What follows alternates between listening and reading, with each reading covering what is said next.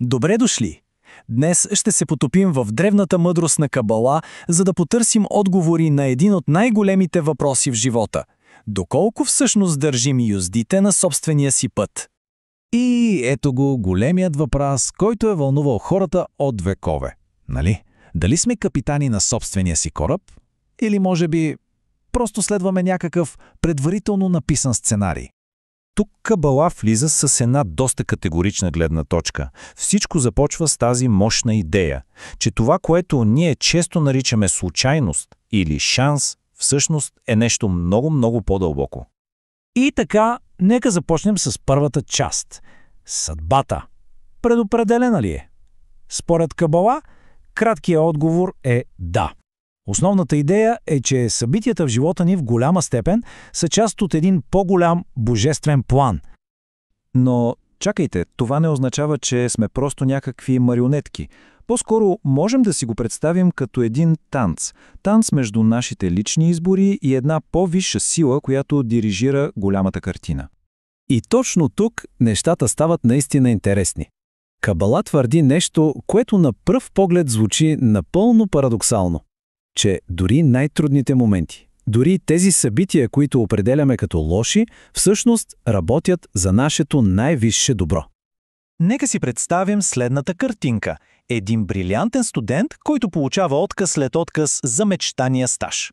В началото изглежда като пълен провал, нали? Обаче, точно тази поредица от затворени врати го насочва към възможност, за която дори не си е представял. Или пък да си спомним онази известна история за човека, който изпуска Титаник. В онзи момент това сигурно му изглеждало като огромен лош късмет, но всъщност се оказва неговото спасение. Тези примери перфектно показват идеята за скритата мъдрост зад събитията в живота ни. Преминаваме към втората част – съдба срещу Орисия. Добре де, ако всичко е планирано, това значи ли, че сме напълно безсилни? Точно тук Кабала въвежда едно изключително важно разграничение, което е ключът към всичко. Значи, Кабала прави ясна разлика. От една страна имаме съдба, това, което е пластично, на което можем да влияем. От другата страна е Орис. Това са фиксираните елементи, като например къде, кога и от кого сме се родили. Истинската ни сила се крие в това да разберем върху кое от двете имаме контрол. И така, част трета – инструменти за промяна. Що можем да влияем на съдбата си? Естествено възниква въпросът как? Кабала предлага няколко доста интересни, макар и на пръв поглед мистични инструмента.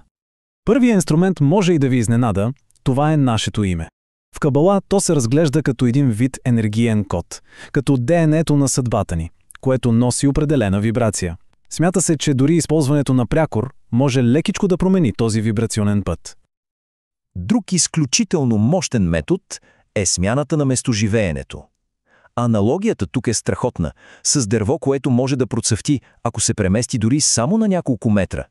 Според тази идея, негативните предопределения са свързани с конкретно място.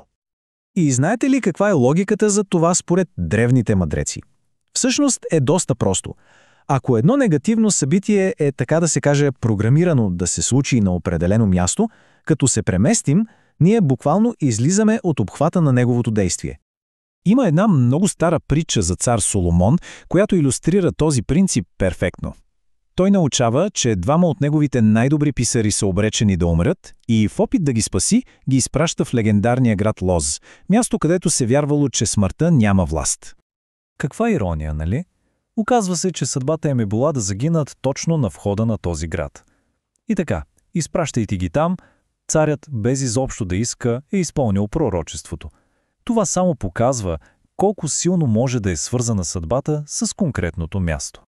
Сега, това може да прозвучи малко странно, но дрехите. Да, дори те се смятат за инструмент.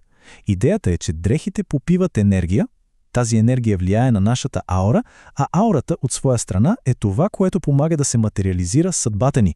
Ето защо се препоръчва да сме много внимателни кой носи нашите дрехи. Разбира се, нека бъдем честни, всички тези инструменти са външни. Най-голямата сила всъщност е вътре в нас. Нашият характер и нашата нагласа са може би най-мощните спирачки или ускорители на пътя ни. Качествата като гордост и постоянно недоволство буквално блокират потока на благословии, докато благодарността и любовта към себе си го отварят широко.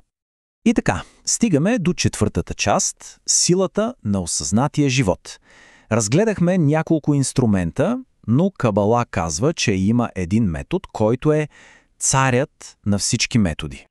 Да, точно така. Най-ефективният метод от всички. Това е пътуването от автоматично към осъзнато съществуване. Ключът към истинската промяна е да спрем да живеем на автопилот и да започнем да водим напълно осъзнат живот. А какво означава това на практика? Ами, означава просто да си направим една малка пауза преди всяко действие и да се запитаме тези три простички въпроса. Какви ще са последствията? Това служи ли само на моето его или помага и на другите? И това ще ми помогне ли да израсна или ще ме принизи? И накрая стигаме до петата част – кабалистичната аксиома. Тук се крие едно основно вярване, което действа като някакъв магически ключ за отключване на божествената благословия. Фразата е съвсем кратка, но крие в себе си цяла вселена. Няма никой друг освен него. Това е постоянно напомняне, че всичко, ама абсолютно всичко в живота ни идва от един единствен божествен източник и в крайна сметка е за наше най-висше добро. Силата на тази аксиома е огромна. Да живеем с дълбокото вътрешно убеждение, че всичко е от Твореца и за наша полза, може буквално да ни измъкне от всяка негативна ситуация. Затова и съветът е тази фраза да се повтаря по няколко пъти на ден, докато не стане част от нас, част от нашето дишане. И така, нека завършим с този въпрос, който да остане да кънти в съзнанието ни. Ако наистина дълбоко в себе си приемем идеята, че всичко, което се случва е за наше добро, тогава какво бихме избрали да променим днес? И как бихме посрещнали предизвикателствата по пътя си?